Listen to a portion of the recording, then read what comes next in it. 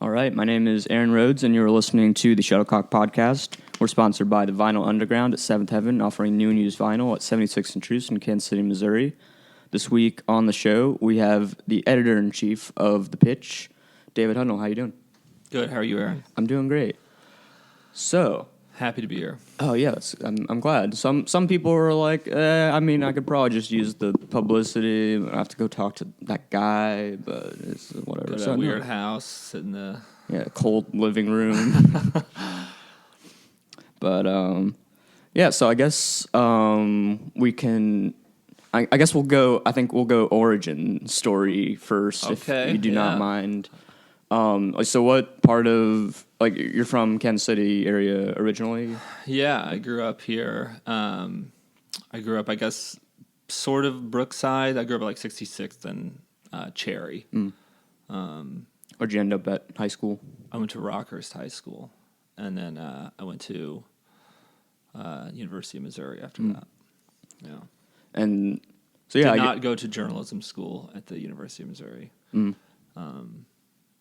I did write for the newspaper in high school and stuff, and I think I kind of remember going to Columbia and I think I got like a journalism award or something. I think the plan was to do journalism at Mizzou, because Mizzou is a famously good school for journalism. But I think I took a couple classes and was like, I don't like this, and quit. Like maybe it'll be my career one day. But, yeah, well, no. I did an English major, and so, but lots of times people will assume I went to journalism school at Mizzou, and I don't correct them because it sounds better. So before you started lying, deceiving people, no, what were you like reading a lot of, like when you were like in like kind of growing up, and like what got you interested in like writing and journalism and stuff? That's a good question. I think like when I was I always liked to read. When I was little, I read a lot of like sports books and things like that, like Matt Christopher or whatever. I think that's like when I started to like really like reading. But I think I like got into probably a lot of the normal stuff, like Vonnegut or like Hemingway or some of that stuff. David Sedaris, like in high school and college. And then I guess I probably got into more like literary nonfiction type of stuff when I was a little bit older, like Joan Didion or people like that. But were you ever interested or like ever working on like more like fiction stuff at any point? Yeah, I think for several years I was like working on like a book, like a novel, I guess, that was terrible and was never going to go anywhere. But that was kind of how I spent my free time, was kind of trying to figure that out. And I don't know. I don't think that I have for fiction, I'm not sure if I have like the stamina for it. It's much more manageable for me to like pick projects to do. Like long form I can do long form, and I think I could even do a nonfiction book, but writing like a novel length, or, writing a novel, I don't know. Maybe if I'm older, I could try it again. But my experience was like, this is kind of beyond my abilities. What was that first novel going to be about? Oh man, don't make me talk about that. It was sort of about. I guess it was sort of about growing. I think it was about growing up in the '90s. I mean, it was like a Romana Clef or whatever It was a thin. I mean, actually, it wasn't really a thinly veiled autobiography, but it was sort of about where I grew up, I guess. But yeah. No, yeah, I kind of agree with you though. I think part of what makes writing like nonfiction and stuff like that, like what makes me feel like somewhat secure in it is that like, oh, I know how this ends, kind of. And yes. Like you're not just wondering like all day like, oh, is this really how I want it to be, or like just getting lost in the inner workings of and it. Some people, that's like where they thrive, is kind of doing that. And to me, it was always, I could always figure out what a story was. Like I could always figure out how to tell a story, but it's not easy for me to make up a story. Yeah. And I don't know, or at least as a book. I think maybe screenwriting kind of interests me because it's a little bit, maybe not easy. I think it's a little bit easier. And the novel is like you gotta know. I don't know. Maybe you don't have to know where it ends, but it's a real long road to get to finishing a novel or a good one at least. So what was some of like the first like newspaper or like magazine stuff that you ended up working on? Like what kind of beats and stuff were you on? Well, after I graduated college, I started doing little freelance stuff for the pitch, and it was like kind of like arts and entertainment. Like I think I know the first thing the first thing I wrote for the pitch was like we used to call them shorties, but it was like a 200-word blurb for the calendar section that was about like Bruce Campbell, like the horror film guy, coming to town. So I just like wrote a kind of pithy blurb about it, so I did a lot of that kind of stuff, and then I started like, there'd be some music festival like out in the country, and I would like call the organizer and little stuff like that, because like back then the pitch was like a really fat, but I mean it was weekly, so there was a lot of stuff that we wrote about, and so that's kind of how I started at the pitch. But that was like, yeah. Then I did that for a year, and then I moved away for like 5 years, and then I came back. So. Oh, yeah, and you did go to DePaul also for your master's? Are you looking at like LinkedIn profile? Maybe. I'm doing my research, David. Okay, relax. I did. I went to DePaul. Something you should do. I went to DePaul for graduate school. That's why I moved away. And then after that, I lived in New York for a couple years, and then I moved back here. And pretty quickly there was like an opening for a music blogger at the pitch, which was a pretty lousy job, really, or at least the pay was really lousy, even by today's standards, I'd say. But yeah, so that's kind of how I got back in with the pitch, is doing that. What were you like? Were you still kind of just doing freelance stuff like when you were in New York, or? Yeah, I had these sort of business magazines. I guess I was the managing editor for like a couple different business magazines that were kind of like, they weren't like good business magazines. They were kind of like, they call them B2B. So you kind of write about an industry. So I would like edit a magazine and write stories about green business practices, like green building practices, things like this, things that I really didn't know very much about, but I could like write and edit. So, and it was a thing that I could do from anywhere. So it was like a freelance managing editor job.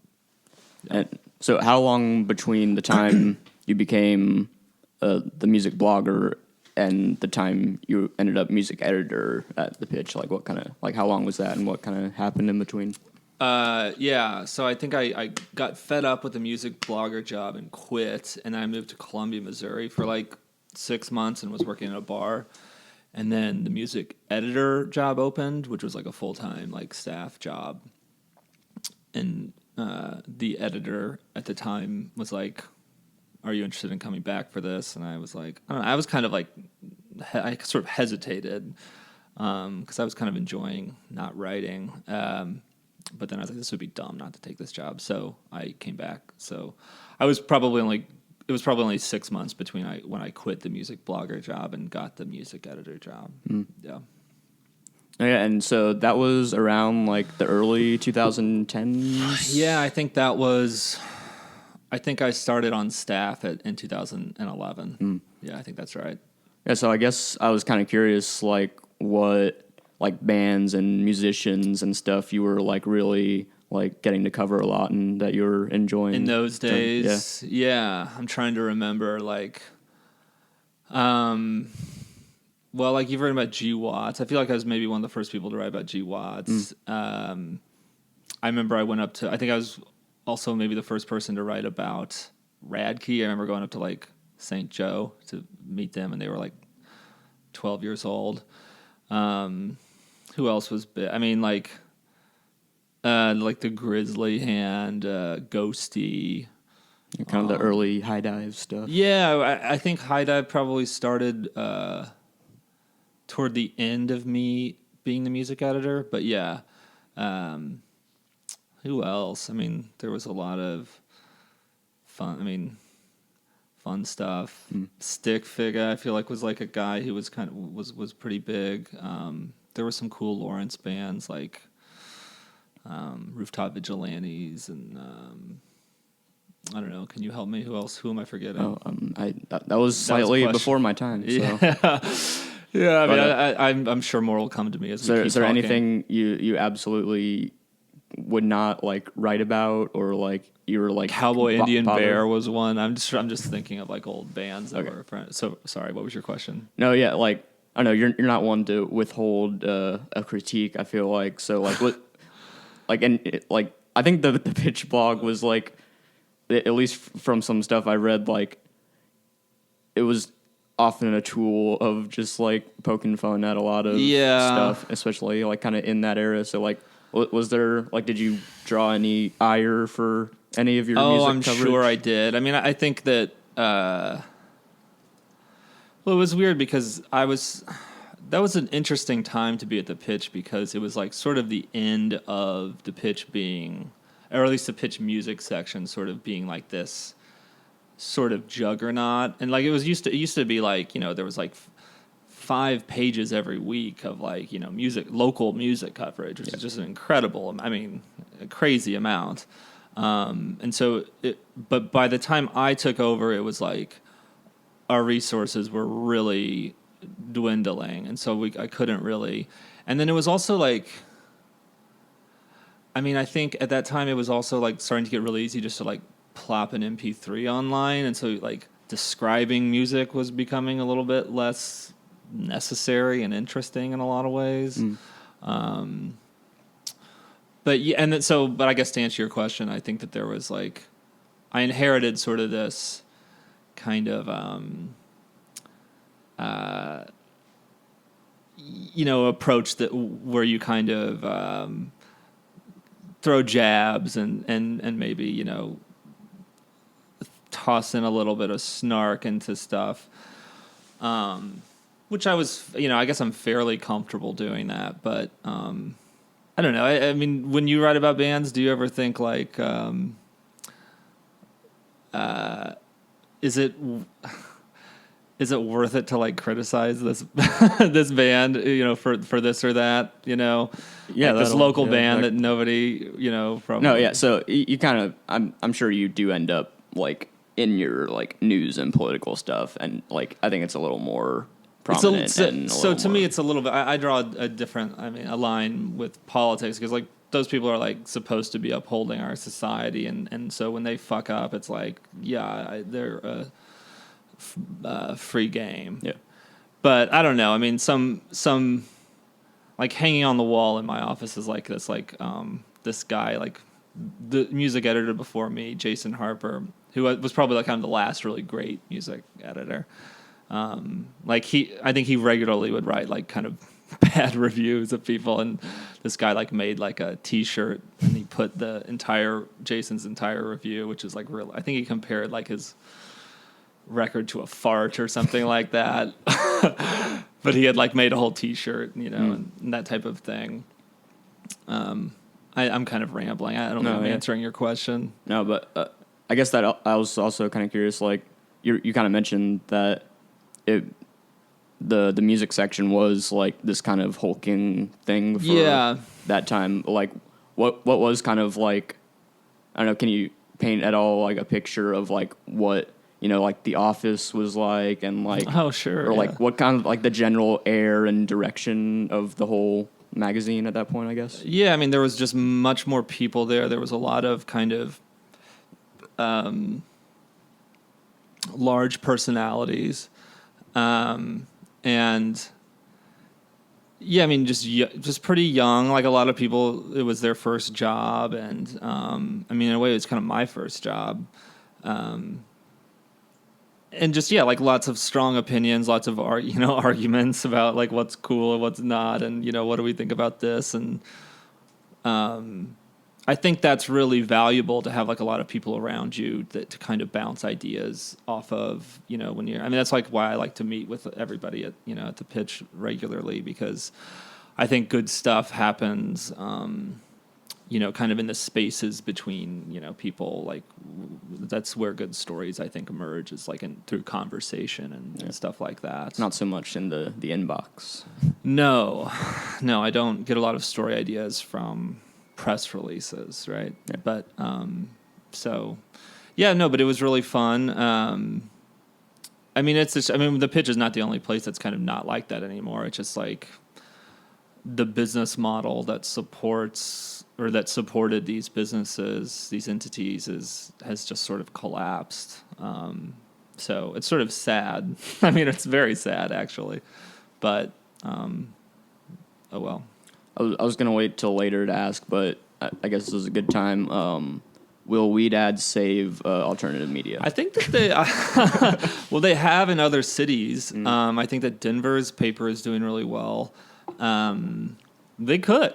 I mean, and I'm already noticing a lot more weed ads or it's not weed. It's like right now it's like CBD, and maybe I think there's already some people like advertising medical because it's legalized. I think. I mean, it already is, but I think they'll start selling it early next year. So there's a lot of jostling going on in that. I'm actually working on a story about that right now, just kind of how that's all going to shake out. But yeah, I think that we're seeing some more advertisers for that, which is great. But yeah, I mean, I think that in other cities that's been it's been a boon for them. So we'll see. Yeah, and so you spent like around 2.5 years as the music editor. Sounds right, yeah. And you ended up spending some time in Indianapolis after that? Durham. I'm Okay. in North Carolina. Well, that was a little bit later. Wait, did you just Google? Was there because there's this guy who, I might have just messed up. Yeah, Who well, knows? so there's a guy who has my name in Indiana. I think it's Indianapolis.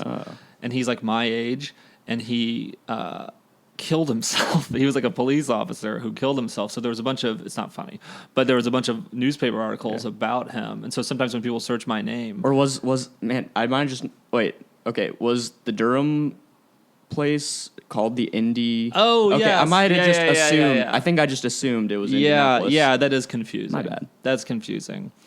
So you're in Durham. Yes. They're all weekly. Yes, that was so I stopped being music editor, then I worked two more years at the Pitch as like a staff writer, and then I moved to Durham. But yeah, I moved to Durham for just a year. I was I might have stayed longer, but then a job opened up back here that I wanted it, so I came back. Okay, and so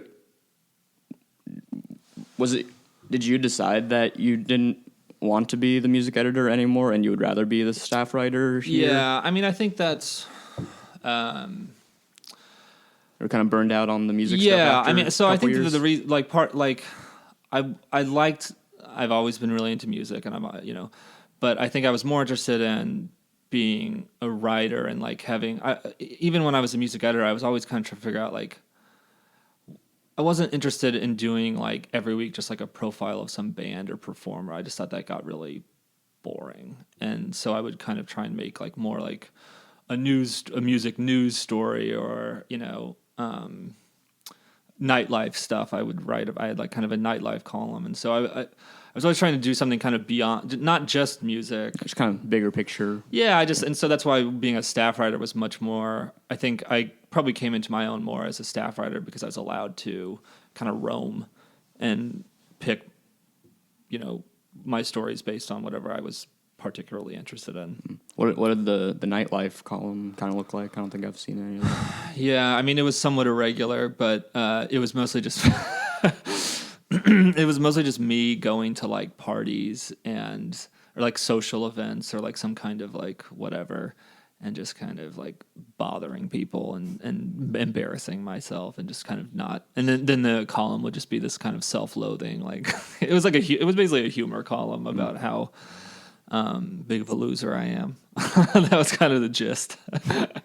But it was fun. Those were really fun to write because you can just kind of you can make you can add humor to, you know.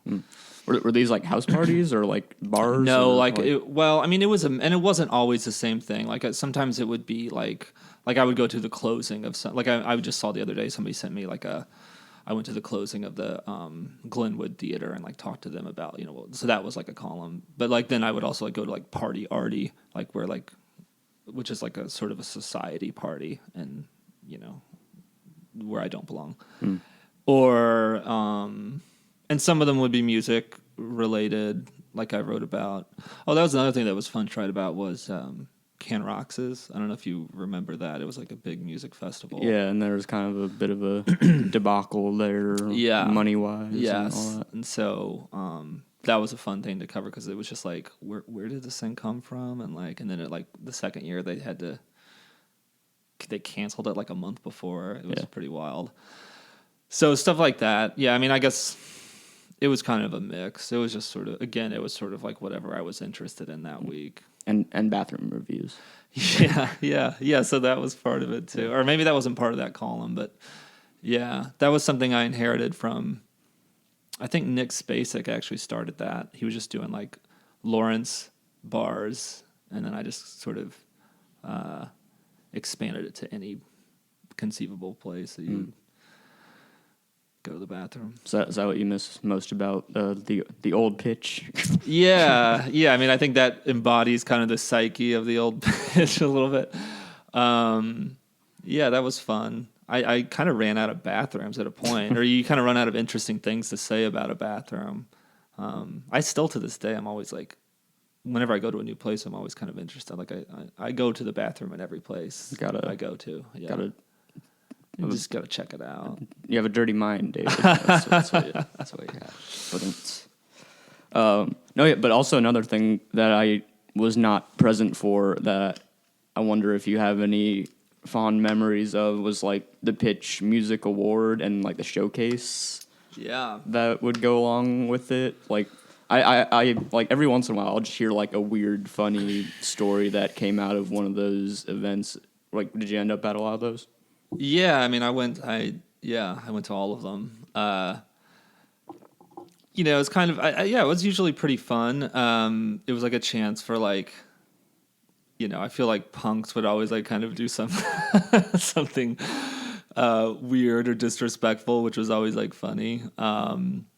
I can't really recall any like great stories from them. I had to like present one year, and I remember being very like nervous about that, having to be on the stage.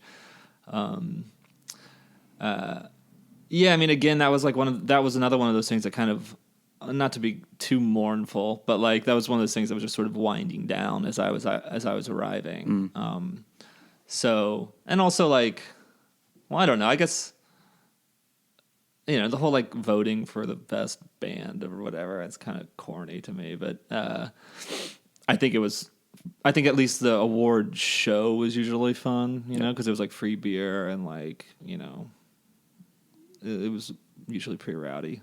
So yeah, some good times with that for sure. Oh yeah, I might have mentioned this like on some other episode, but I remember like being told that I think like a bunch of the guys from some hardcore band like stormed the stage after they didn't win or whatever and like caused a ruckus. Yeah, a lot of stuff like that, you know, like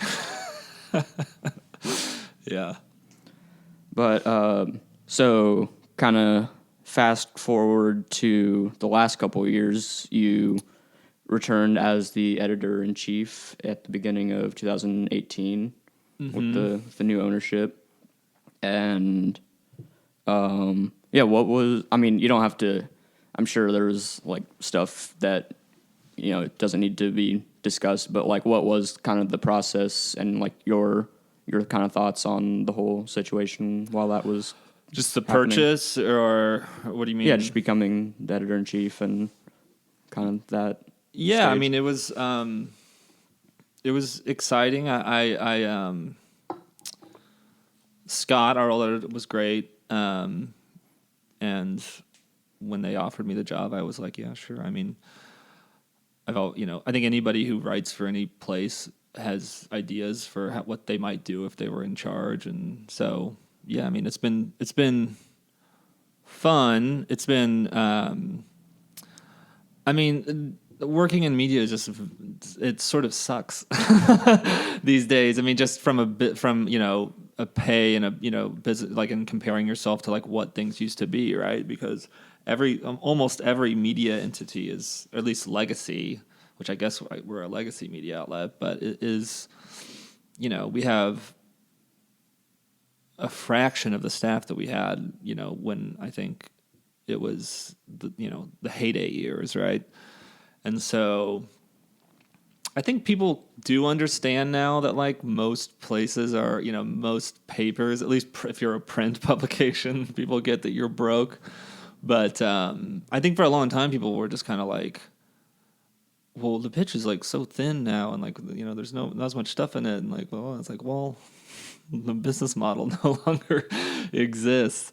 So that's always hard. I mean, especially I think for me, being somebody who's been around since it was kind of the better days, and even I was kind of toward the tail end of the better days. But to kind of compare yourself against like the good years, like the fat years, is a bummer. But you just kind of try and do what you can with what you got, and keep on plowing ahead. No, and you kind of mentioned that everyone has like ideas for what they do if they were kind of in charge, but like had you like actively like kind of hoped you would become the editor in chief at some point, or did you kind of more just end up being there at the right time? Oh, probably a mix of both. It definitely wasn't something where I was sitting. I was pretty content being like a staff writer, because being a staff writer is a pretty good job. You get to, I mean, the pay sucks, but you get to do whatever you want, and you don't have really any responsibilities, as long as you produce good stories.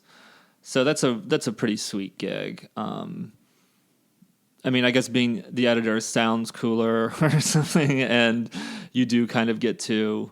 I mean, but the problem is that you have ideas, but then you realize, oh, well, we have a very small budget, and you can't, so. But no, I mean, I don't think, I definitely wasn't sitting around being like, when am I going to be there?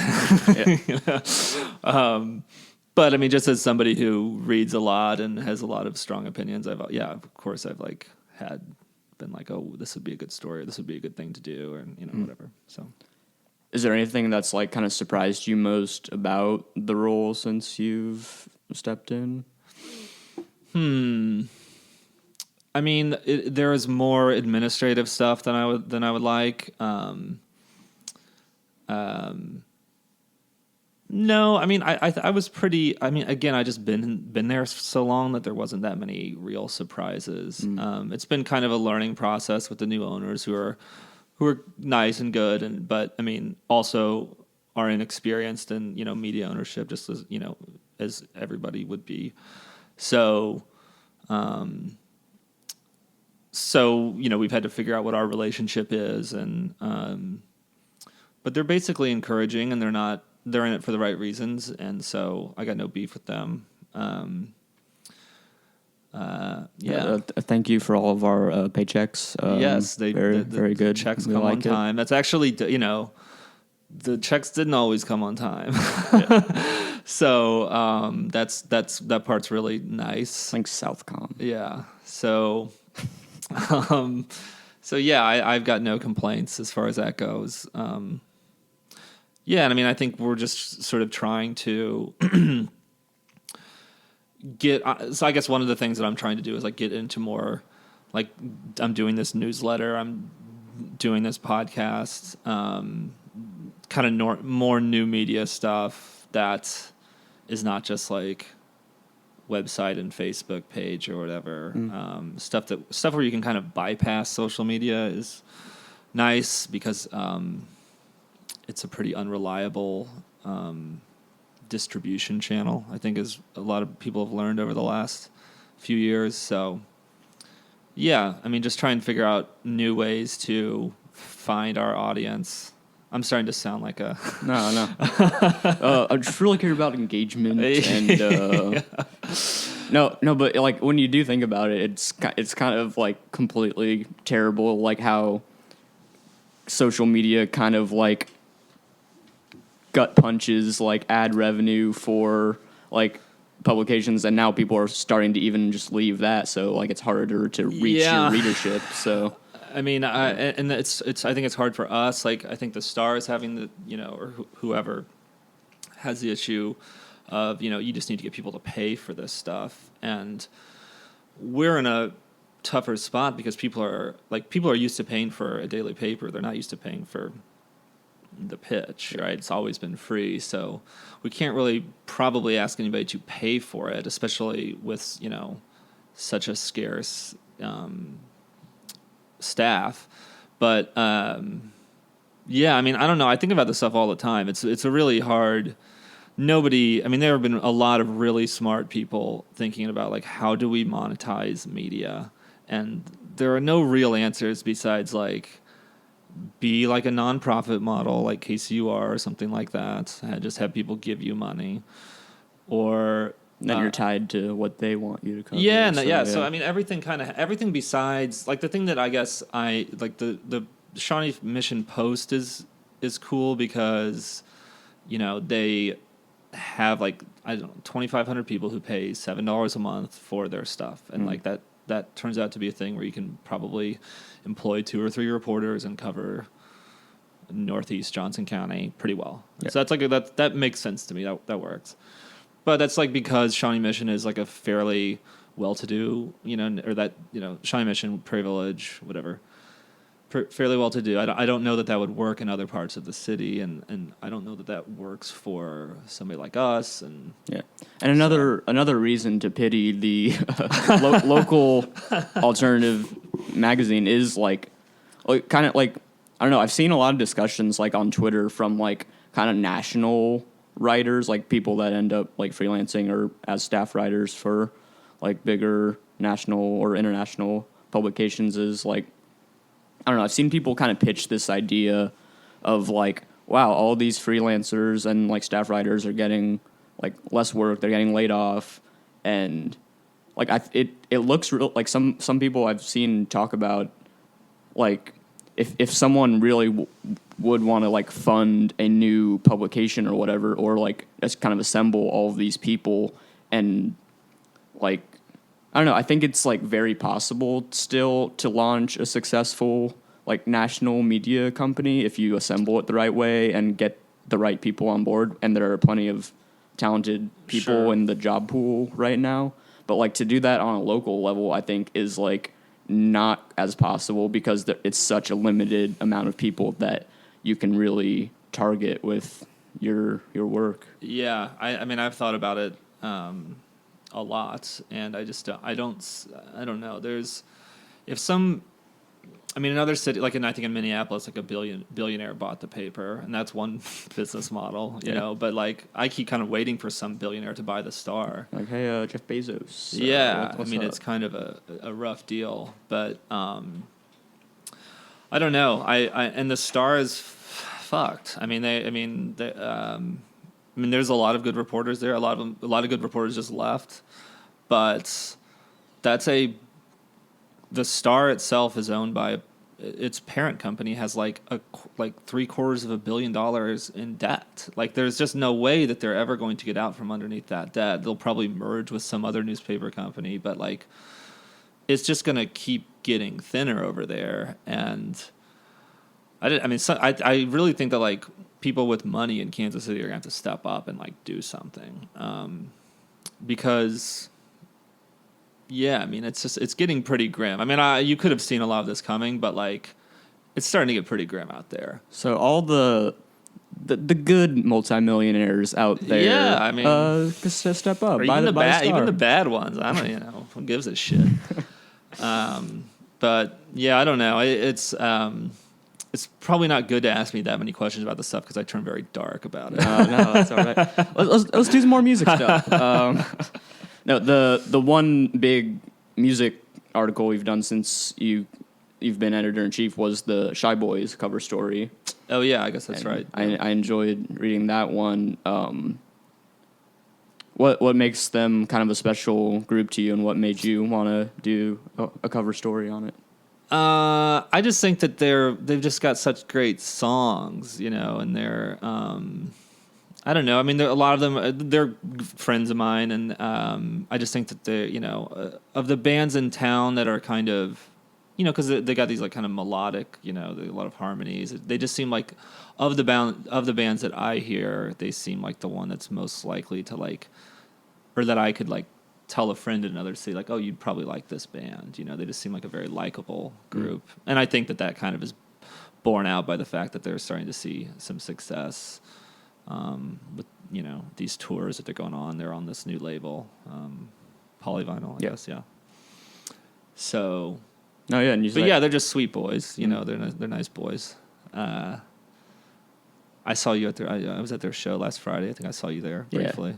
They played the new singles they have. Very, very nice songs. One of them sounded different than it did on the recording, and I thought they kind of like stretched it out. I thought it was cool. Yeah.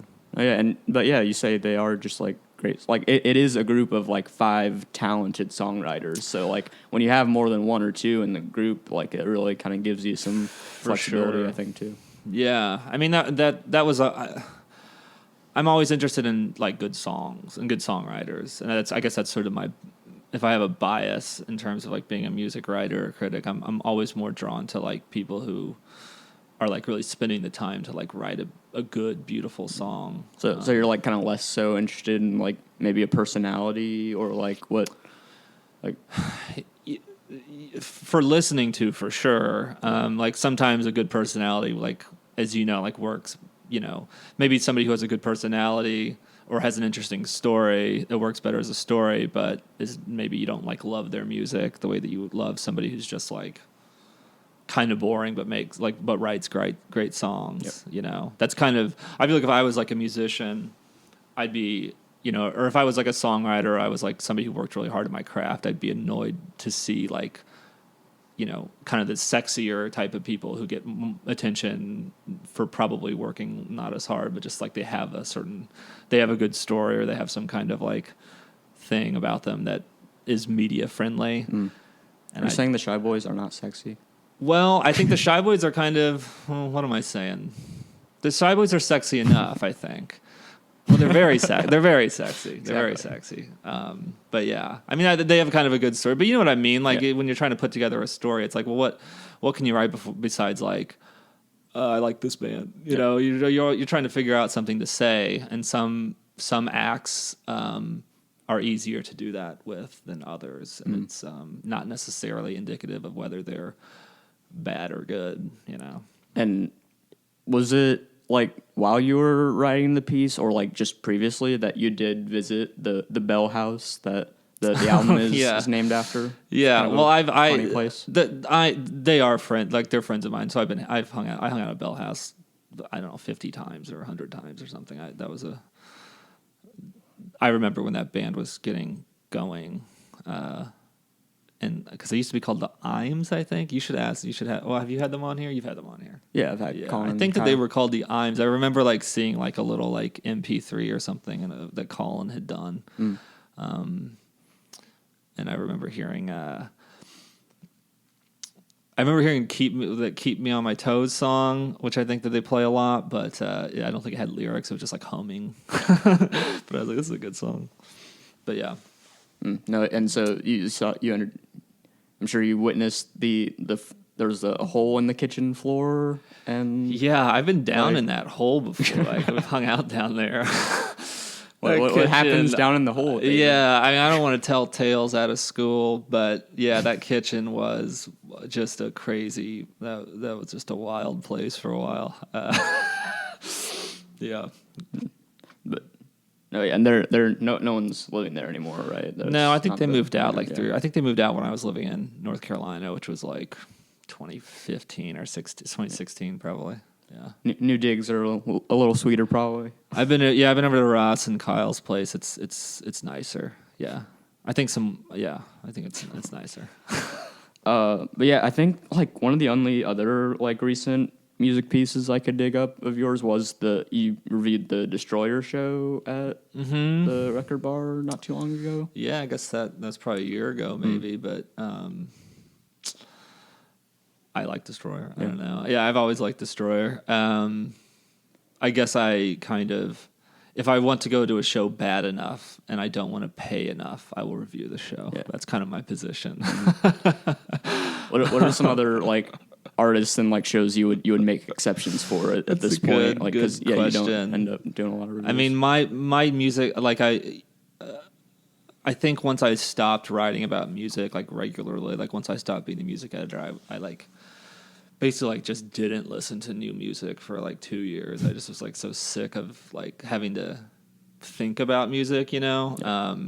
And so I think in some ways I've never really recovered from that. Like I don't like stay up on like whatever the new fucking Pitchfork thing is or any of that. Like I got into bluegrass music a little bit. I got into some like older stuff. Gonna catch you at bluegrass in the bottoms. Well, no, not like that. Not that kind of stuff. The OG stuff. Yeah, sort of. I don't know. It's just kind of folkier, like stuff from like the 80s, 70s, and 80s and 90s. But yeah, I don't know. Like if I was in town, I might have gone to like Kurt Weill on Wednesday. But that's just like that's a boring answer. I don't know who do I like. No, I guess also what I would ask you is I could open my Spotify. That's actually a pretty good. You know, when people ask me this, you know, lately I used to have like no answer for them. Yeah. And now I'm just like, well, hold on a second. Let me check my Spotify and see. Oh yeah, give me an update here in a minute once my phone powers on. I guess I would ask you also like what.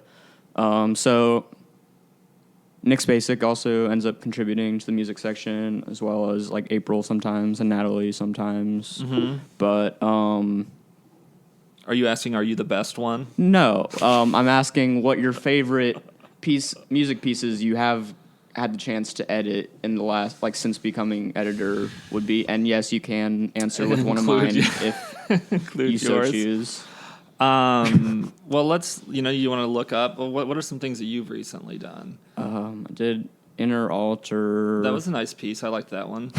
Yes, just run through my bylines, please. Give me some notes here. Let me just, Aaron Rhodes pitch. Did the Bummer album. I'm looking. Tommy Newport.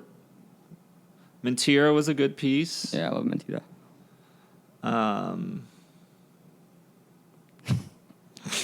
All right, this is bad. This is bad audio.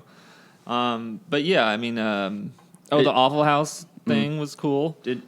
But yeah, like has anything like you've got to edit like music wise in the last couple of years got like really just kind of caught you off guard and like maybe rejuvenated any like old feelings? Yeah.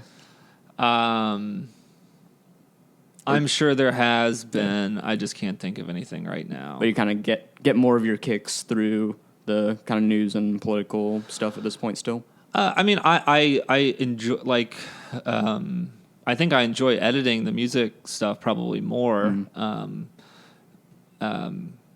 Yeah, I mean, I don't think I'm any more or less interested in like arts and entertainment than I am in the news and politics stuff that we do. I mean, I think I'm I've been on both sides of it, so I have an appreciation for the difficulties of both of those jobs, and I think probably it's harder to do. I think writing about music is very hard, or at least for me, it's always been hard. Writing about art and music is a very difficult thing to do, and so I have a lot of respect for people when they can kind of pull something off that's like really makes you think and goes a little bit deeper than just like, hey, I met these guys at the Brick and we sat in a booth for 20 minutes and this is like what they said, so they can kind of contextualize what the band is about or what the performer is, saying.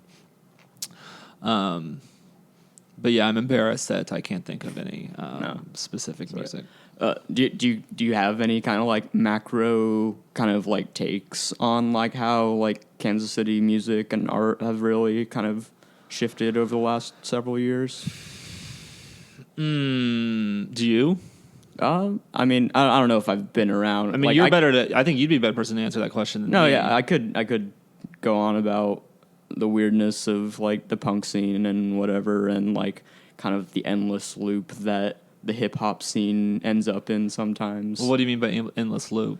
Like, no, I think I mentioned this to you in like an email recently when I was just like researching for some article, but like there was, like I was on the Pitches website and I found some music article from like 10 years ago where it was like a group of like local rappers and producers like got one of the Hot 103 DJs like to meet up with them and like so they could like ask him why they're not playing like local rappers on like the radio. Yeah. And like that's just like all I see on Twitter like them just tweeting at like Brian B. Shinin or whatever. Yeah, like why are we not like why are we not on the radio? Why are we not in the regular like rotation and all that? I'm like, wow, it's quite cyclical. Yeah, I mean, I think some of that is probably not unique to Kansas City. Yeah. That's just kind of being a mid-sized city with an art scene, and there's just only so much that's going to happen. But yeah, I mean, I guess not to like flip the tables, but I mean, I'm kind of curious, like where, like, is everything happening in a house these days? Are there like bars where people like that interesting shows are happening at? Like, you know, I feel like where do the punks hang out these days?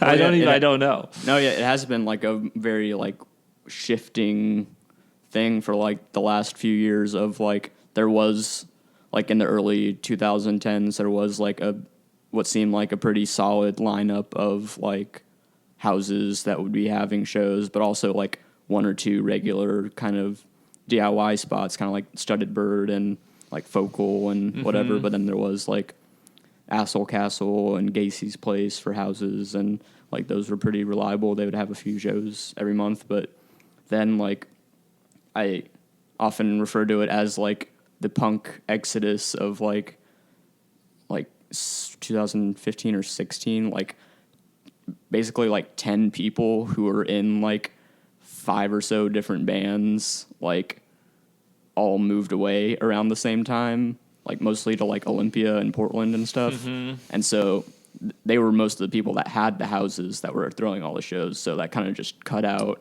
all of the venues for a minute, and everything was just like at the Blind Tiger for a year or two. And so then there were like no young kids, no new kids coming to the shows because they couldn't get in. Yeah, it's a bar. Yeah, and it did kind of turn into more of like a party atmosphere instead of like music focus sometimes. And so that kind of just like stalled any like growth or change for a couple years, and like I think it's just like slowly at this point starting to rebound from some of that stuff. Yeah, so but I mean, where do these shows? Are there just, is there a new crop of houses? Like there are no houses right now. Weirdly enough, we were talking about that. Isn't there some place that's like way east, like by like Independence maybe, or like off Independence Ave? There's some like industrial, the Stadium Drive spot, Farewell Transmission. That sounds cool. I haven't been there. It is cool. It is a cool spot, and they're pretty like there's like probably half a dozen shows every month there, and it's a cool spot. That's a weird part of town. No, yeah, but I mean, yeah, they're not really bothering anyone out there, so it's kind of a good setup for that. But no, yeah, and then like Stray Cat has been having some shows too, which is that new little film spot funded by Charlotte Street. But no, yeah, it's kind of it still is kind of in a, I would say, like a rebound position right now, but I think there has been a nice little crop of stuff for like all ages shows in the last year or so. That's good. Yeah. What was the last DIY punk show you went to, David? I mean, am I the old? By how many years am I the oldest person who's ever been on this podcast? I've had Bill Brownlee on. No, okay. You're not old, Bill. You're great. We love you. You're not old. You're just perfect. He is older than me. Yeah, he is older than me. That's true. Okay. I don't know when that would have been. I mean, at least 3 or 4 years ago. I'm trying to think. Would you say like you frequented any of that I stuff? wouldn't say or frequented. Just kind of occasionally popped up? Yeah, I mean, I would kind of I mean, I don't know. I was never really of a scene, you know, especially like in terms of like Kansas City music, and so, which I think was helpful because you could kind of roam and figure out, you know, other parts of the, you know, music is a broad thing, right? Mm-hmm. Like that, you know, like I remember sitting there one day being like, oh, I could be writing about classical music. I could be writing about, you know, like the, you know, music stores. You know, there's a lot of things that you could kind of rope into that. But no, I mean, I used to go to places like the Studded Bird or whatever, but I mean, like occasionally. Yeah. And I think covering kind of the DIY punk thing was always a little bit hard because there was an extent to which like they kind of didn't want, you know, there was like some pushback. Yeah, they could be a little prickly about stuff. Like even people who were like pretty much in that world covering it, they would get, you know, fuck corporate pitch, whatever. Yeah. So like, at a certain point, you'd kind of just be like, all right, well, there's other things to cover. But I mean, even though, like, I mean, I think, especially, like, probably, yeah, like, toward the end of my time doing it, like, probably 13, 14, 15, a lot of the coolest stuff was kind of in that world, at least to me, like, kind of this, like, garagey art punk stuff. Mm-hmm.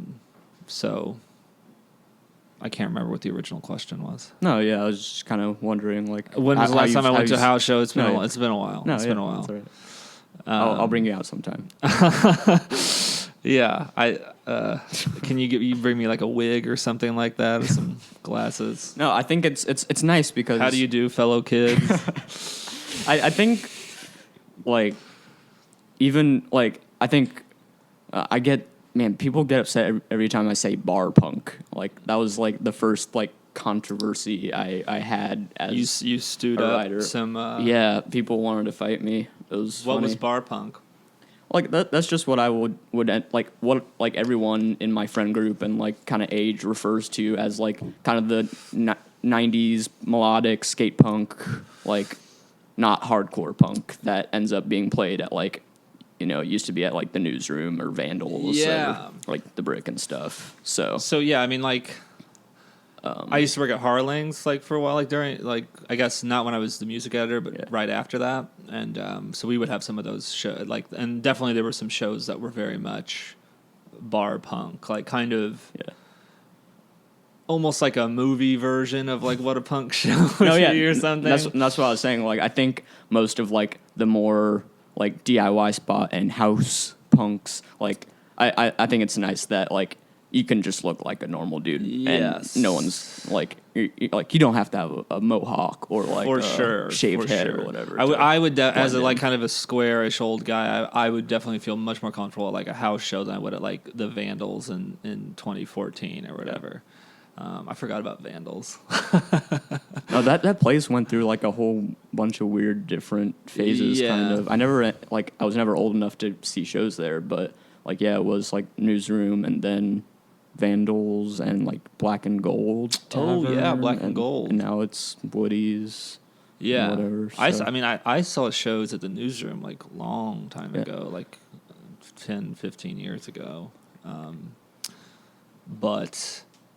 Yeah, always kind of a weird place. Kind of a scary place a little bit. No, and I know like Get your ass kicked in a place like that. Yeah, and it was named like because there would be like star journalists that ended up like going there and hanging out. Is that like I think like in the 70s that's why it was called the Newsroom. It was like a yeah, actually, I think I wrote a column about I was just saying I wrote about places closing. I think I'm just kind of drawn to like that kind of old stuff. But I remember I wrote. Just want to see people in pain. David, I just think there's more poetry in like the death of something. So, but yeah, I wrote about the news. I did a column about the Newsroom closing. I remember that. I remember going there. There's more poetry. Write that down. That'll be the teaser. Yeah, you want to get some people watching this podcast. But yeah, I guess I was also like, kind of just to wrap up, I was kind of curious of like what, I I don't know. Have there been any moments as the editor so far that have been like kind of really rewarding for you that like have made you enjoy the position the most? Yeah, I mean, anytime, like, I think some months I don't feel this way, but lots of months when it's kind of like a race the last week to just get the issue out. And I'll sit there and look over the flats or the final proofs, and I'm like, this is a pretty good issue. This is like, this person did a good job with their story. Like, I'm very proud to have this piece in here.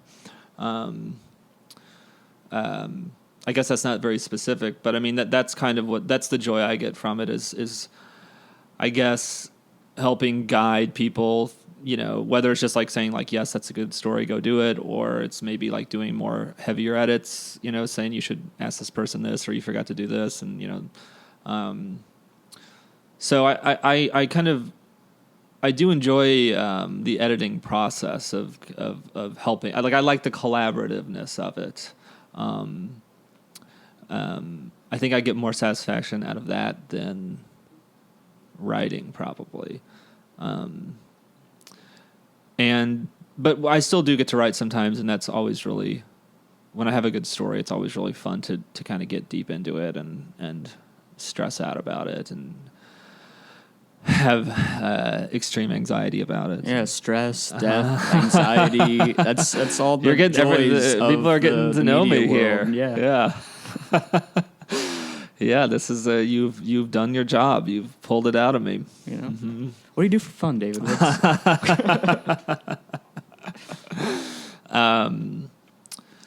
that a serious question? No, okay. I just wanted to mess with you. Don't make me answer that question.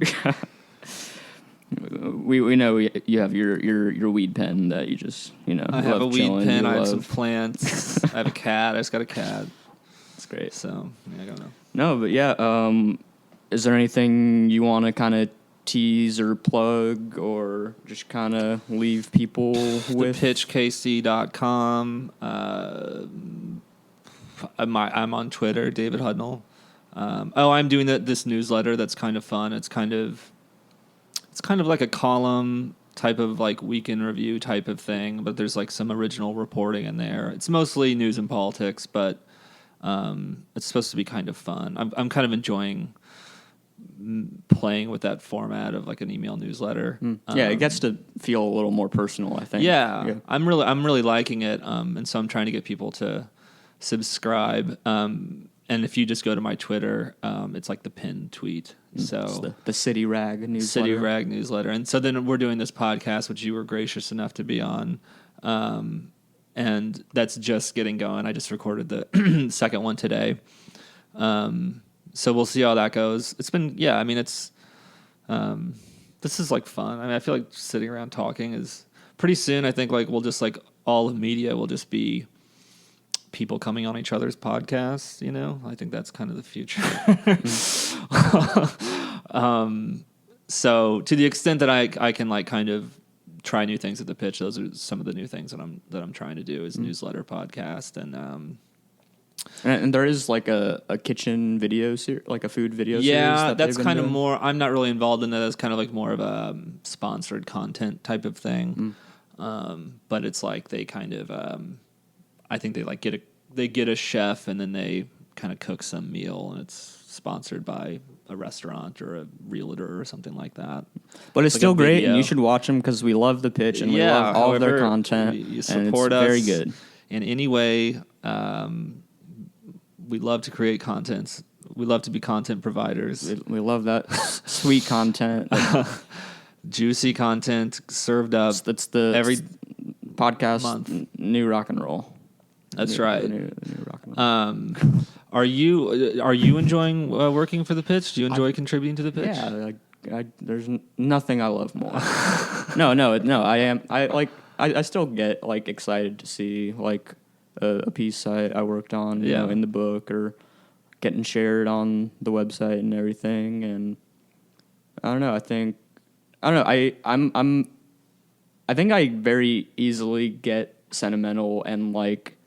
Maybe not even sentimental. Well, definitely sentimental, but like I like to zoom out and kind of think of things like wow, I do get to contribute to this publication that has like this history, and like to be like part of this long history and like narrative, I feel like is like a cool thing, because like, oh, this band got their first article in here like 10 years ago, and now they're like huge, and like, I don't know, I just like, you're part of like a tradition. Yeah. Right. Yeah. No, that's how I've always felt about it. And and everyone's like, traditions are bad. We need the new best everything. Hillary Clinton, we love it. I don't know what I'm trying to say here, but I think I do appreciate that kind of thing, and I have enjoyed it. Yeah, I mean, I'm all about burning down institutions, but there's some things that I think are worth preserving. So I guess I view my role now as kind of just trying to hang on and keep, to the extent that it's possible, keep producing, important and interesting work about the city. So to be specific, content. So I appreciate everybody's your help, along with all of our other wonderful writers. So. What a heartfelt moment to end on. We love it. We really do. But yeah, people can follow at Shuttlecock Mag on Facebook, Twitter, and Instagram. You can visit shuttlecockmusic.com for all the articles. Shuttlecockmag.bigcartel.com to buy t-shirts, photo-zines, and buttons. Look out for all of the shows we're hosting this spring. There are 6 shows right now that we have booked. It's very exciting. Nice. We have Cowgirl Jordy at Revolution Records. We have Bug coming to town. We have Ashtray, Nanami Ozone, Show Me the Body in April, which will be a great time. At Farewell Transmission with Spine, Bath Consolidated, and Kill Us. That'll be like my favorite show of the year probably. And oh man, I'm leaving out one show, Dumb, at Sister Anne's. And that'll be a lot of fun. So make sure you check the Facebook page and the events tab for all of those, or just look on the website. And yeah, I appreciate you being on the show. Delighted to be here. Guesting on the podcast, making that sweet content. Mm-hmm. Thank you. Serving it up for everyone. All right. We'll see you guys later.